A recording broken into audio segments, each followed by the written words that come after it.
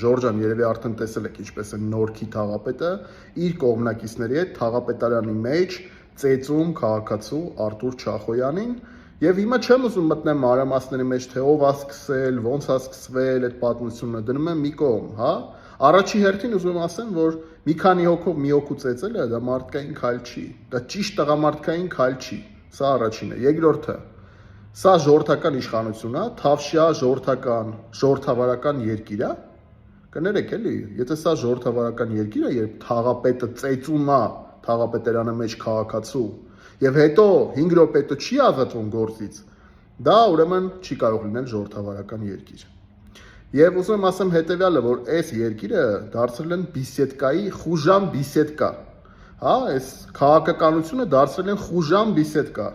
Եվ ուրեմն պետքա փոխվի թե իշխանությունը, թե ընդդիմությունը, այն քաղաքական դաշտը, որ հիմա կա,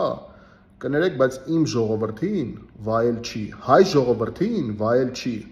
Ամոթ է, ուղղակի ամոթ է, որ մենք ունենք նման քաղաքական դաշտ։ Սա քաղաքականության հետ որևէ կապ չունի։ Սա փողոցային, ես չգիտեմ ինչ է։ Մենք պետքա ունենանք նոր ընդդիմություն եւ նոր իշխանություն։ Բաժանորդագրվեք իմ էջին։